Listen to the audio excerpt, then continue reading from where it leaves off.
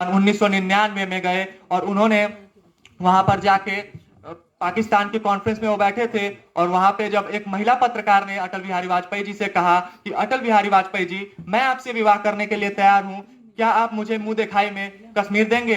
कोई और व्यक्ति होता, घबराता, ठहर जाता, इग्नोर करके आगे बढ़ जाता, पर सामने उज्जवल उज्जवल व्यक्तित्व वाले माननीय श्री अटल बिहारी वाजपेयी जी थे। उन्होंने कहा, जी हाँ, मैं आपसे विवाह करने के लिए तैयार हूं, पर मुझे दहेज में पूरा पाकिस्तान चाहिए। यह सुनते ही उस पत्रकारिता का सिर शर्म से नीचे हो गया और वह वहां सिर झुकाकर बैठ गई और माननीय अटल बिहारी वाजपेयी जी मुस्कुराते हुए अपने पद की ओर आगे बढ़ गए। और शिक्षा नीति ऐसी जिसको टाला ना जा सके। अटल बिहारी वाजपेयी जी ने कहा था एक बार कि अगर यहाँ का डॉक्टर थोड़ा खराब हो जाए तो मान लीजिए 150 लोगों की मृत्यु हो सकती है। अगर इंजीनियर खराब हो जाए तो एक पुल गिर जाएगा, 100-200 लोगों की मृत्यु और हो सकती है। पर यहाँ का शिक्षक कभी खराब नहीं होना चाहिए। अगर शिक्षक खराब निकल गया तो ये आने वाली सारी पीढ़ियों को अंधकार में डाल सकता है। और उसी शिक्षक के अंदर इतनी कर्तव्य है, इतनी ताकत है कि अगर शिक्षक अच्छा है, अपने कर्तव्यों के हिसाब से वो कार्य कर रहा है, तो आने वाली कई सारी पीढ़ियों को इतना आगे ले जा सकता है कि भारत को विश्व गुरु बनने से कोई नहीं रोक सकता है। भारत जो कि विश्व गुरु आने वाले समय में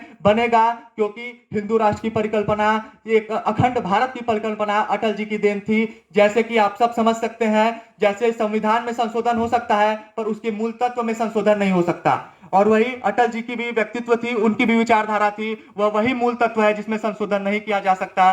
क्योंकि अटल जी एकता में विश्वास रखते थे, अखंडता में विश्वास रखते थे, सबको साथ लेके चलने में विश्वास रखते थे। अटल जी का कहना था, साथ रहोगे, एक साथ रहोगे, विकास होगा और दुश्मनों का नाश होगा। उन्होंने कारगिल के युद्ध के समय ही कह दिया था कि अगर मैं अपना 25% भारत छोड़ने के लिए तैयार हूं तो मैं एक रात के भीतर पूरे पाकिस्तान पे कब्जा करने के लिए भी तैयार हूं, पूरे पाकिस्तान को नेस्तो नाबूद करने के लिए भी तैयार हूं। अटल बिहारी वाजपेयी अपने भाषण से, अपने व्यक्तित्व से, अपने विचारों से सबका मन मोह लेते थे। और उनका व्यक्तित्व था कि वह भारत को एक विशाल काय, एक आगामी क्षेत्र में देखना चाहते थे। हम